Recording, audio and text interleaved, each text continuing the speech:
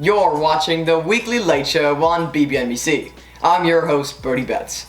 BBNBC, of course, stands for the Birdy Betts National Broadcasting Company, the second fakest news network.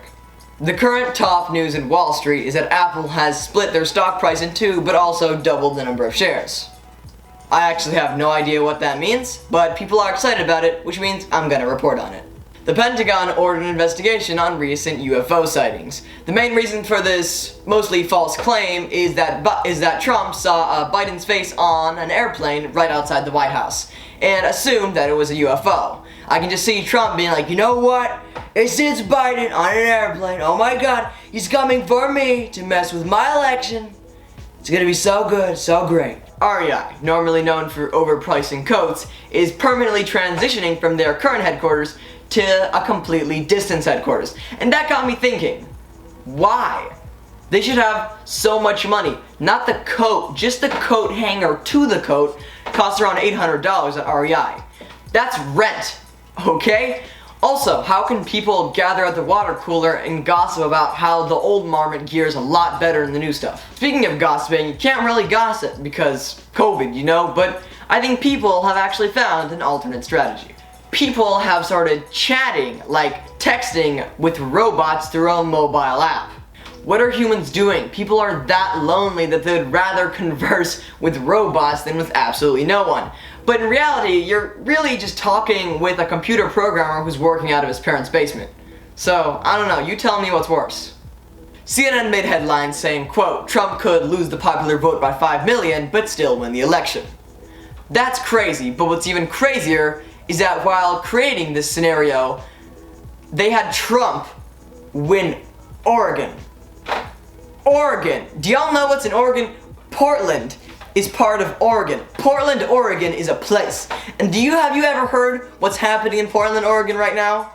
This is happening in Portland right now. Mostly because of Trump. Why in your right mind would you set up a scenario of Trump winning Oregon? That's like if a guy came into your house and was like, I'm burning your house down. Don't worry, it's all for the best, but I'm still gonna burn your house down. Can you please vote for me? Would you vote for him? I don't know, you tell me. America is devastated. The economy is pretty much dead.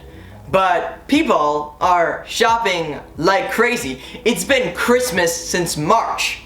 And I'm starting to wonder why, and I think I've come to an answer. I honestly think people are just buying things just to see the delivery man come up to their door. That would explain why my neighbor Cheryl has been ordering 1 gallon of toothpaste every day for the past 6 months. Trump launched a new program, Kids First, which focuses on giving kids COVID-19. I mean, bringing them back to school. Probably both. But the only silver lining that I can really think is that I won't have to do pen pals for the next couple of years. California had a ban on high-capacity magazines, and there's a reason I said had. A judge decided to block the ban, saying, quote, it violates the Second Amendment.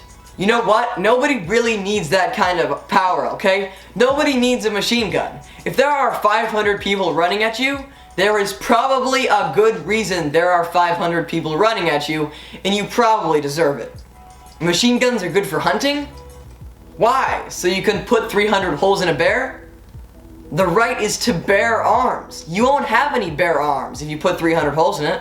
The Russians have found a vaccine, allegedly.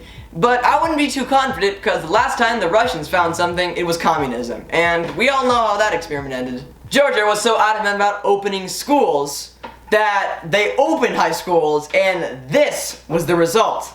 So they closed down 3 days later. That's like booting up your computer, booting up your editing software, booting up a bunch of programs just to shut the lid on the whole thing and say I'm turning you off. You're watching the Weekly Late Show on BBNBC. I'm your host, Birdy Betts.